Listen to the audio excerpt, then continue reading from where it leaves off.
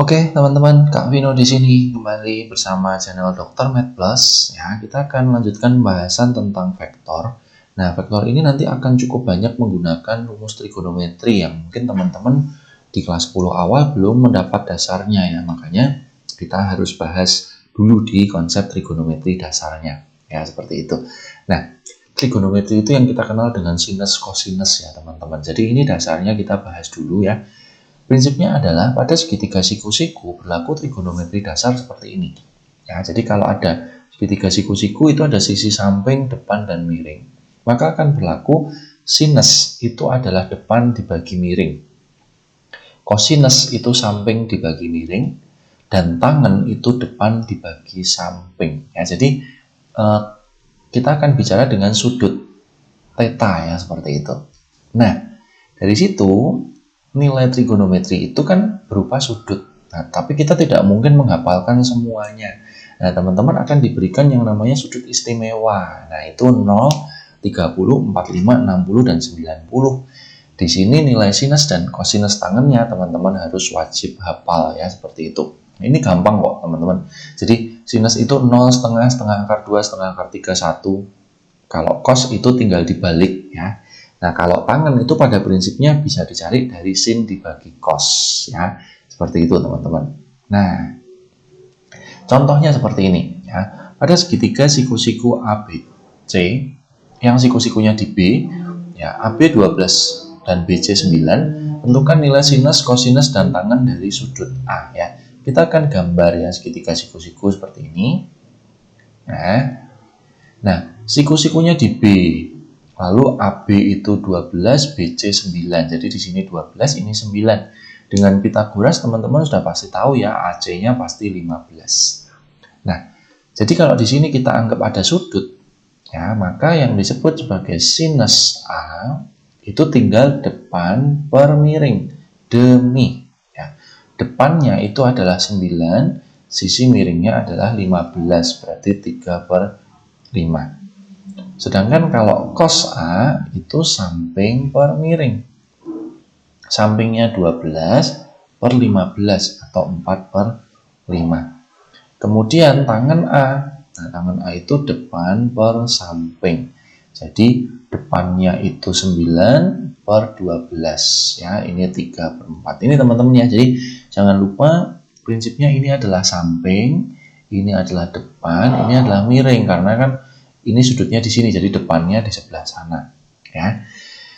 Nah, lalu teman-teman juga harus bisa menghitung nilai sudut istimewa. Misalkan seperti ini, sinus 60 dikalikan cos 30, yaitu tinggal dilihat dari tabel yang tadi. Sinus 60 itu setengah akar 3 ya, cos 30 itu juga setengah akar 3. Nanti kalau dikalikan kita dapatkan setengah dikalikan setengah itu seperempat dikalikan 3 ya, 3 per 4. Nah, lalu kok ada 53? Nah, ini teman-teman tadi mungkin di depan ketinggalan ya. Tetapi teman-teman nanti perlu tahu, sinus 53 itu ada angka yang bagus gitu ya. Dia nilainya 4 per 5. Cos 37 juga 4 per 5. Jadi ini bisa kita hitung ya. Nah, lalu cos 45 dikuadratkan. Cos 45 itu setengah akar 2 kita kuadratkan. Ditambah 4 kali sin 30 itu setengah. Nah, setengah akar 2 kalau dikuadratkan itu ketemunya 1 per 4 dikali 2 setengah. Ditambah ini 2, jadi ketemunya 2 setengah ya. Nah, teman-teman perlu ingat ada sudut 37 derajat dan 53 derajat. Ini teman-teman bisa menghafalkan nilai sin cos tan-nya. Nah, gampang banget teman-teman ya. Jadi nilai sinusnya 37 itu akan sama dengan cosnya 53. Itu 3 per 5. Sedangkan cosnya itu 4 per 5 dibalik. Nah, ingat kalau tangen itu dicari dengan sin dibagi cos. Sehingga ini akan ketemu 3 per 4, yang ini 4 per 3. Ini juga termasuk yang namanya sudut istimewa ya teman-teman ya. Jadi teman-teman boleh hafalkan seperti itu. Berikutnya seperti ini teman-teman ya.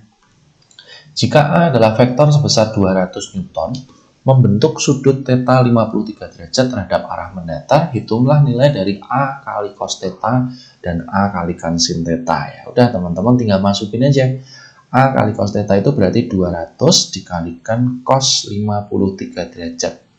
Itu artinya 200 cos 53 itu 3/5, maka kita dapatkan 120 Newton. Sedangkan yang A sin theta berarti 200 dikalikan sin 53, berarti 200 dikalikan 4/5, kita dapatkan 160 Newton gitu ya. Nah, jadi di vektor kita akan gunakan cukup banyak prinsip trigonometri. Nah, dasarnya seperti ini teman-teman. Jadi kalau kita punya vektor, kita wajib bisa menguraikan dalam sumbu koordinat. Nah, intinya adalah jika vektor f itu membentuk sudut alfa terhadap sumbu x, maka kita dapat menguraikan vektor f itu menjadi komponen pada sumbu x atau fx dan komponen pada sumbu y. Caranya adalah yang x itu dikalikan dengan cos alfa, sedangkan yang y itu dikalikan dengan sin alfa. Nah, sebaliknya jika sudah diketahui nilai komponen fx dan fy, maka kita bisa mencari besar dan arah vektor f yaitu dengan cara Pythagoras. Ya, jadi f-nya itu dicari sebagai kuadrat ya, fx kuadrat ditambah fy kuadrat lalu diakar, ini adalah rumus Pythagoras. Nah, sedangkan untuk arahnya terhadap sumbu x bisa dicari sebagai tangen. Ya, jadi seperti ini gambarannya ya teman-teman ya. Jadi kalau udah ada f, kita bisa menguraikan menjadi komponen sumbu x dan sumbu y. Seperti itu. Ya, ini makanya di vektor kita akan gunakan cukup banyak konsep trigonometri ya. Nah, kita coba nih teman-teman. Jadi kalau ada soal seperti ini, hitunglah besar dan arah vektor perpindahan yang memiliki komponen-komponen AX-nya itu minus 6 dan AY-nya 8. Ini berarti kalau kita gambarkan dalam koordinat, ya, misalkan kita gambar dalam koordinat, ini kira-kira X-nya itu di sini nih. Nah, ini 6, sedangkan Y-nya itu di sini 8 ya. Karena sumbu X kan kalau negatif berarti ke kiri. Nah, berarti arah vektornya ini ya teman-teman ya. Ini adalah vektor A nih. Nah, besar vektor A-nya tinggal kita Pythagoras ya. Mau minus atau positif nggak ada masalah kan. Ini kita bisa dapatkan 36 ditambah 64 berarti akar 100 berarti 10 meter. Nah, kemudian untuk sudutnya itu kita selalu ukur terhadap sumbu X. Jadi tangen alfanya itu adalah Y dibagi X. Kita anggap positif semua saja. Jadi 8 dibagi 6 kita dapatkan 4/3. Nah, artinya alfanya itu adalah 53 derajat berdasarkan tabel tadi ya teman-teman ya. Jadi ini sudutnya adalah 53 derajat terhadap sumbu X ya di situ. Nah, tapi biasanya kalau ditanyakan arah itu kita selalu patokannya 0 derajatnya di sini nih teman-teman. Gitu. Jadi kalau ditanyakan arah berarti kita hitungnya adalah dari sini terhadap sampai di sini. Nah, berarti kita bisa hitung 180 derajat dikurangi 53 derajat atau 127 derajat seperti itu ya. Oke, begitu juga dengan yang ini teman-teman ya. Jadi ini kalau digambarkan dalam bidang koordinat, ini bx-nya 5 akar 3, jadi ke kanan 5 akar 3, sedangkan y-nya itu ke bawah 5. Nah, berarti ini vektornya ya. Ini b-nya. Sudutnya nanti kita bisa buat di sini ya. Nah, untuk mencari b-nya tinggal Pythagoras saja ya. 5 akar 3 kuadrat ditambah 5 kuadrat atau minus 5 kuadrat nggak masalah. Ya. 5 akar 3 itu kalau dikuadratkan 75 ditambah 25 ketemu akar 100 atau 10 meter ya. Sedangkan tangen alfanya kita bisa cari dari komponen Y dibagi komponen X. 5 dibagi 5 akar 3 itu nanti kita dapatkan 1 per akar 3 atau 1/3 akar 3.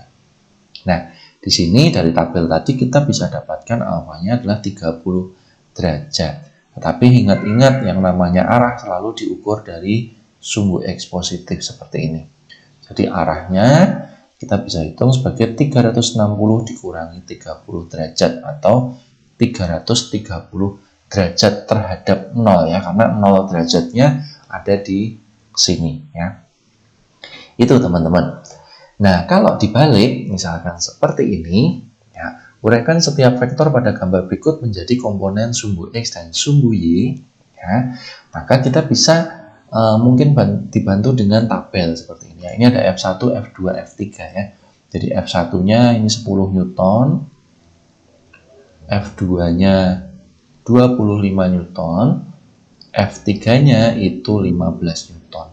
Nah, sudutnya kita bisa hitung terhadap sumbu X aja. Ini 37 derajat, ini 90 derajat, yang ini 53 derajat. Tapi nanti teman-teman harus perhatikan plus minusnya. Ya. Nah, jadi untuk mencari fx ya, untuk mencari fx itu caranya adalah f dikalikan cos alpha. Ya. Jadi 10, ini kita tulis di sini dulu ya. Jadi fx itu adalah f dikalikan cos alpha. Kalau fy itu f dikalikan sin alpha. Ya. Jadi 10 dikalikan cos 37, ya, cos 37 itu 4/5, nanti kita dapatkan 8 Newton. Sedangkan yang di sini 10 dikalikan sin 37, kita dapatkan 6 Newton. Yang ini 25 dikalikan cos 90, ini 0, karena cos 90 itu 0. Yang di sini dikalikan sin 90, kita dapatkan 25 Newton.